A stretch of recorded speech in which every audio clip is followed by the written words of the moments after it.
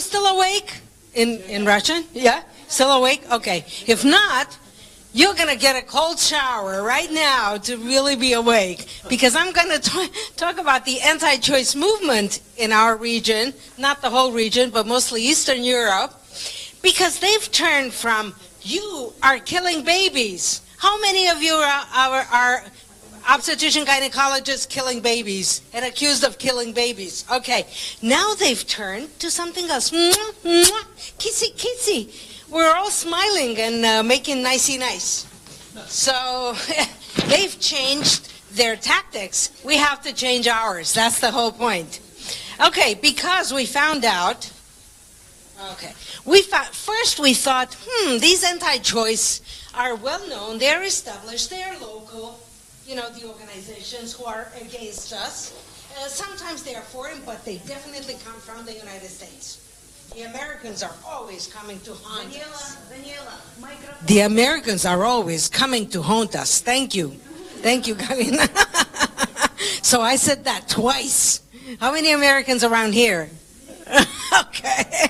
You're not going to tell them anything. But, yeah.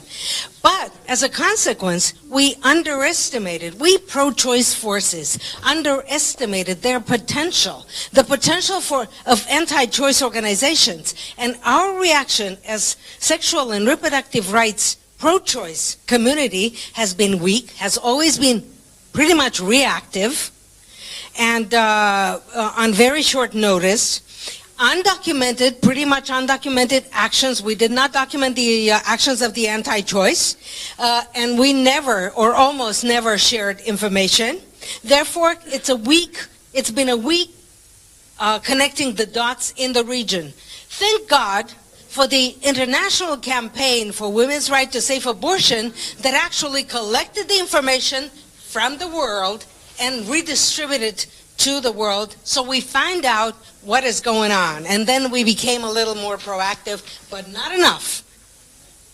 And we decided that they have changed their tactics, and from the old ideas, they are aiming to, they package in a new way, but still to erode our gains in sexual and reproductive health and rights. Look at that. This year in Dublin, at the World Meeting of Families, they were selling babies by the kilo to the people. And then they invented the Marches for Life, restoring natural order, talking about banning abortion like in Poland, restricting sexuality education, sex-selective abortion, the war on gender, which is a new tactic used by the anti-choice, limiting abortion in case of fetal abnormality. And I'm going to show you just a few examples, mostly from my country, because that's where I know them best. Let's move on.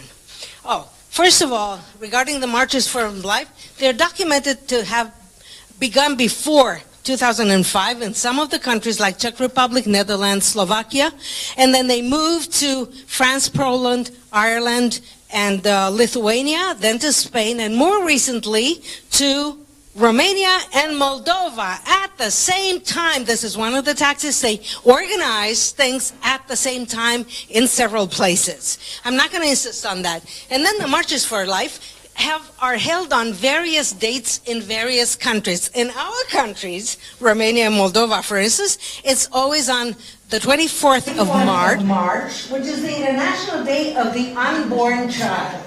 What about other dates? Do you know of other dates in your countries? Is there anything like that? I'm not going to ask you questions, but if you have dates, let's complete this, because this is information that dates back to 2012, and it's been collected by the European Parliamentary Forum and Development, and we need to update this data so as to be a little more knowledgeable about their tactics.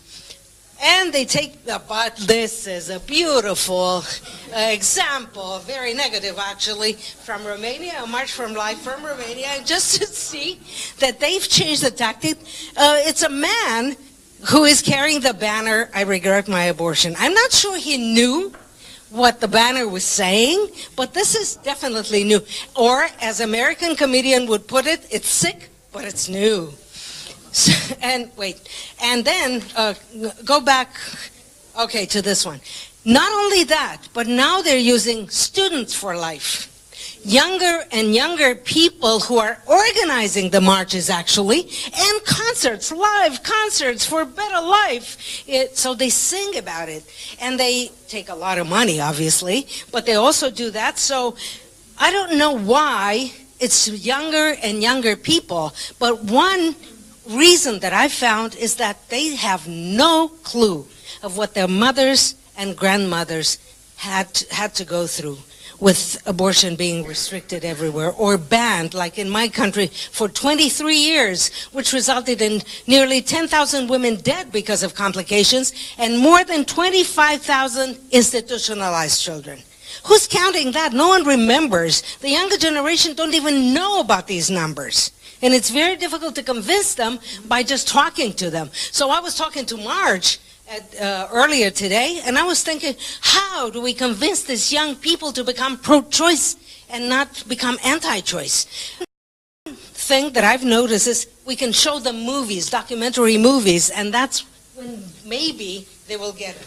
Sexuality education is restricted in schools. Look at that. It's in Romania. It's going on in Romania. Kids in primary school and their parents shamed into getting them enrolled in religious education classes as opposed to sexuality or health education classes. That's what's going on. They've also written a statement for parents. It's all written for them.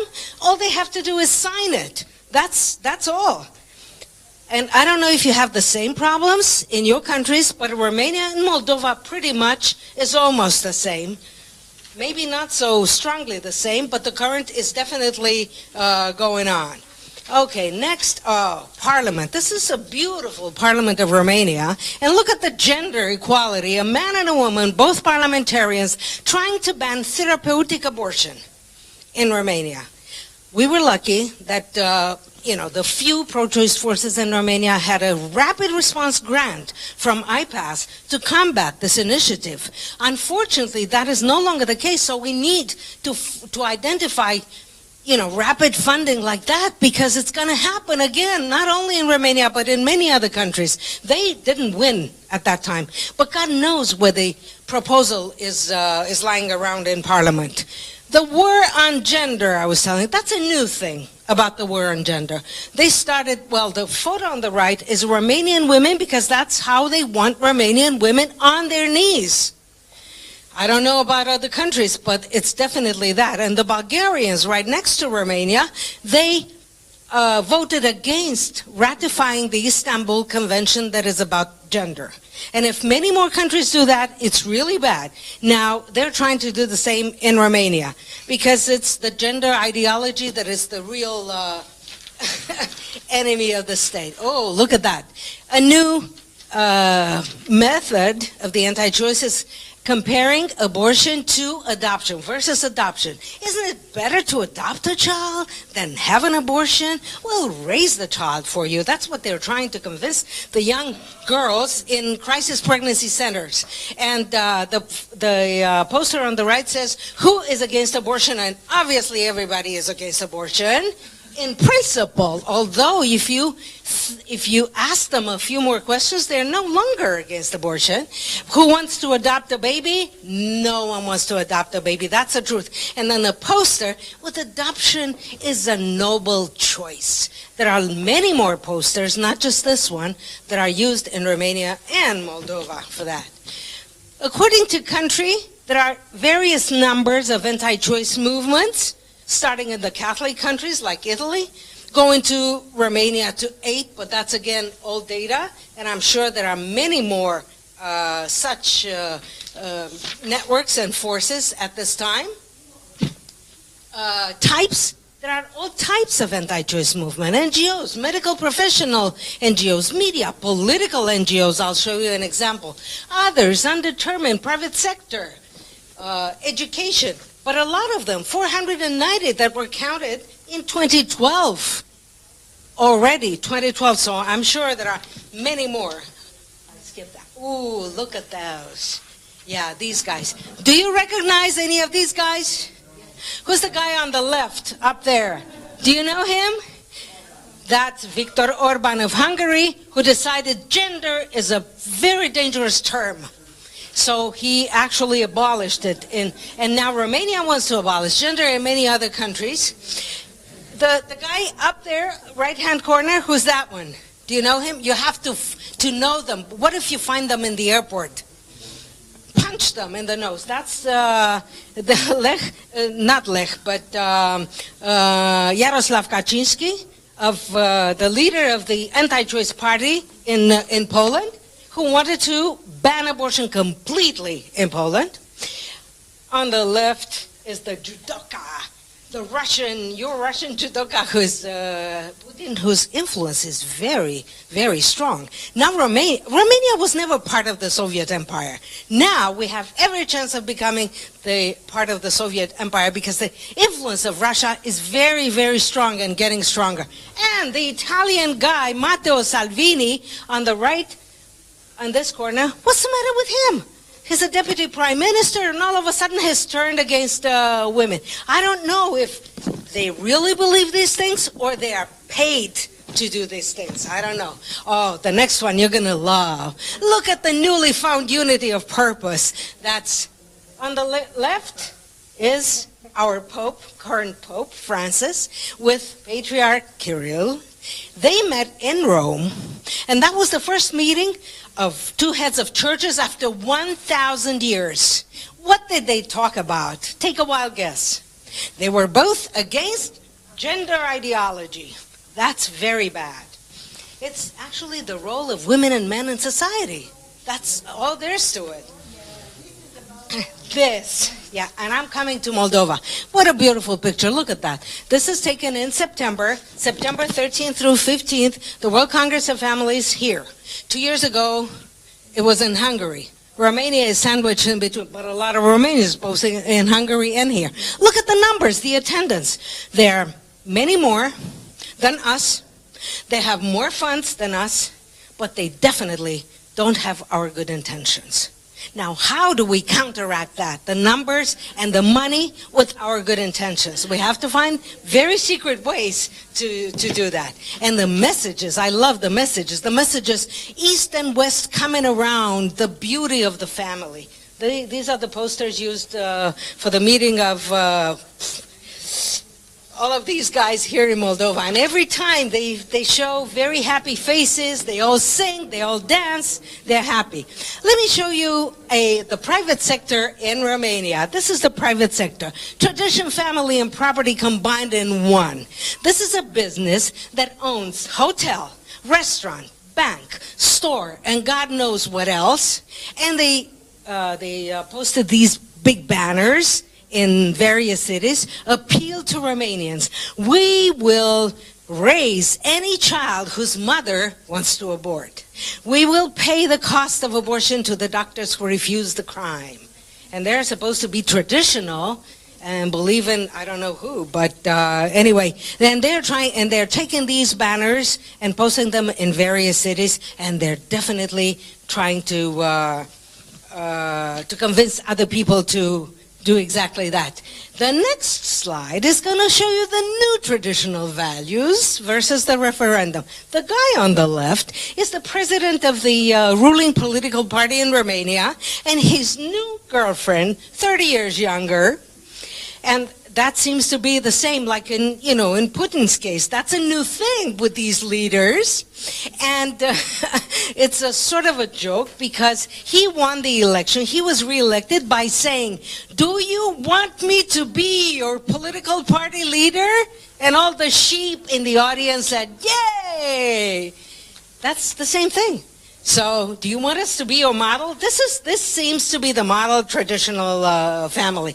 And the photo on the right was from the anti-choice march against the referendum. We had a referendum, and I'm going to get to that in the next slide, in Romania. And this is the van of the coalition, anti-choice coalition for the family, that went throughout the country to convince the population to vote yes on a referendum to change one word in one article of the Romanian Constitution to validate marriage only between a man and a woman, not between spouses. To replace the word spouses with men and women so as not to allow same-sex marriage. But their hidden agenda is restricting even more sexuality education and definitely abortion, to get us back to 23 million that Ceausescu wanted, because now Romania stands at something like 16 million, because a lot of Romanians have left, actually. So they want the numbers to go up again. Oh, they even spoiled the Valentine's Day for us. Look at that. Because now, Valentine's Day is on February 14th, but in Romania, there's a similar holiday on February 24th. And this reads, for Valentine's, wait a minute, I translated it. This Valentine's Day, love the Christian way. That's what it says. I mean, maybe some people are convinced, but boy, I'm not. I don't know what the Christian way. I think maybe we should discuss over dinner tonight and wine what the Christian way of loving is. And we'll come up with some answers. As a conclusion, in Europe, the anti-choice forces are growing and becoming more numerous, actually, and they're increasing in their professionalization. That's really, really very bad. We have to look at them not as a unified force, but a force that actually coordinates several similar movements in different places at the same time, which is not something that we manage to do at the same time, even working in networks. And we have to keep an eye on social mobilization, because they are going through rural areas where people are mostly religious everywhere, and they will convince them very easily through social mobilization techniques that this is the way to go. We're going to take a look only at political advocacy in Romania again. You're not going to believe that. Anyway, on the left is the Prime Minister of Romania, first woman who became Prime Minister of Romania. Not that she's good as a Prime Minister, I'm so sorry. We're not blessed with her. Together with the Vice Premier and two other ministers with the Patriarch of Romania. I mean, they were discussing about that. Second photo on below that one. No, go back, there. Okay, is the leader of the political party who is being praised by the Patriarch Daniel of Romania for whatever he did. He only stole from the European Union money. That's all he did when he got praised. And this, on the right, is the world premiere. It's the first ever political party meeting held in a church to discuss the referendum. Now, how sick is that? Have you ever seen anything like that? This is really sick and new. Oh, this, if you're wondering what this is, I was sitting by Susanna, and Susanna asked me, is this a revolution? It should be a revolution. It's a revolution. It's actually a book that was written in 1985 by a Canadian writer, Margaret Atwood. It's called The Handmaid's Tale. I don't know if you've heard of it, but that's the outfit that the women in the book, it's like a myth, like a fantasy, that is supposed to not be real, but it's becoming very real. And then a lot of women in several countries, including Romania, have started wearing that as a protest against the oppression against women. Because what we really need is solidarity. First of all, I think we need to be proactive in denouncing the anti-choice movement. I think we need to recognize that progress is not inevitable. Look at Ireland. They legalized abortion. Maybe, hopefully, Poland will be next, and some other countries, to do something good. And anticipate. Look ahead. Be proactive in our pro-choice activists. This is some Astra network members in Warsaw supporting Polish women during their black protest. It was so powerful, and the women of Poland were telling us, thank you for being together with us. So solidarity really pays. We're going to be tomorrow we're going to talk about the new coalition, pro-choice coalition or something like that. So keep that in mind. That's exactly what we need, right?